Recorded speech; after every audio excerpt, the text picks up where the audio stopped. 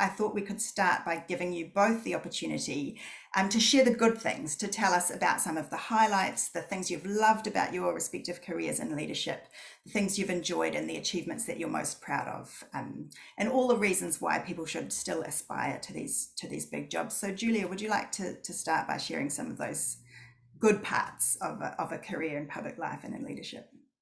I'm very happy to, and I think that that is such a smart place to start. So thank you for asking that question.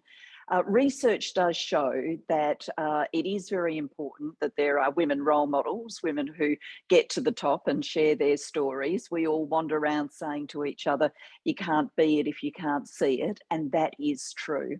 Having said that, we also know from research that if all we do is share the difficult bits, we can put people off. And so I think it is really important to remind ourselves that there's a huge privilege that comes with leadership. It's the privilege to have the power in your hands to shape the future, to put your values into action, to do the big things that you've always believed in. And I think leadership in all walks of life gives that opportunity. But I'm a big advocate for politics, and I think politics gives you more of that opportunity than other pathways in life. Yes, it can be more difficult because it's right at the front of the public stage. You're not off stage, you're right in the centre of that white hot spotlight. But you also have more power in your hands than I think any other walk of life gives you to bring big change. And when I look back at my own career, the things that have really mattered are the enduring changes to Australian society. I think of things like the National Disability Insurance Scheme. When I'm out and about, and yes, being out and about is more difficult in today's world than it's been, but when I am out and about, I constantly get stopped by people who want to tell me a family story about the difference the National Disability Insurance Scheme has made for them or a loved one of theirs. I also get stopped by a lot of people whose lives were touched by the Royal Commission into child sexual abuse and how that changed their lives, and it's changed the way as a nation we strive to keep children safe. And even for the things that didn't make it through, that got swept away by an incoming government. And I'm thinking here of Australia's emissions trading scheme, which reduced our carbon pollution. Those things have a demonstration effect. They chart a pathway that people can then pick up on at a later point in time. They show what is possible when you put your mind to it and you decide to go for big change. Ngozi and I, as co-authors, have got this question a fair bit, is it all worth it?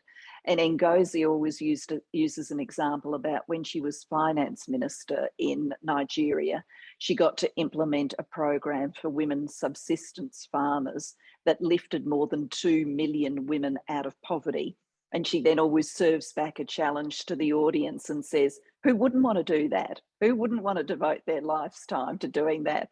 And I think it's exactly the right challenge. Who wouldn't want to do that? And that's the power that politics gives you. Thank you. Yes, it's pretty hard to argue with 2 million people out of poverty, isn't it? It's a great example. How about you, Helen? What have been some of the highlights and the great things about the possibilities of a career in this realm?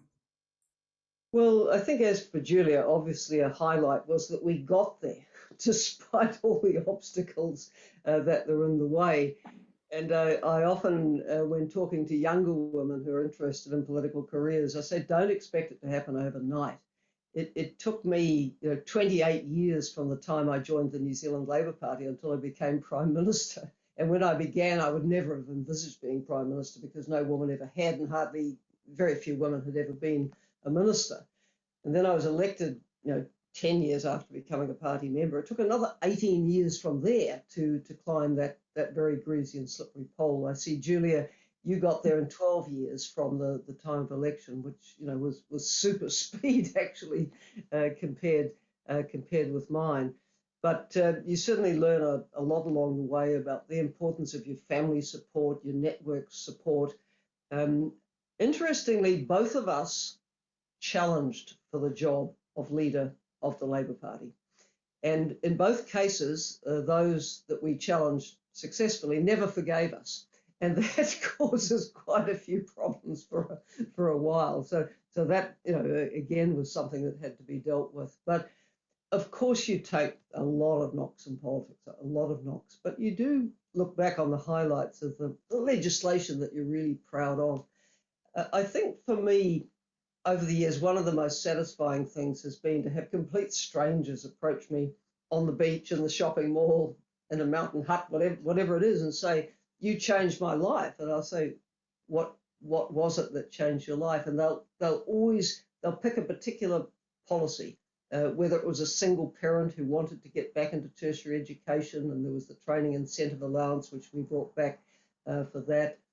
Whether it was the paid parental leave, whether it was the 20 hours free early childhood, whether it was any of a great number of things, people just were so appreciative. It's often said there's no gratitude in politics. I don't believe that. I think, I mean, at an electorate-wide level, there can be a tendency to bank what you've done and say, well, what are you going to do next for me? But my experience with the individual citizen and voter is that people do remember things that really worked for them. And yeah, you get a buzz out of getting that kind of feedback.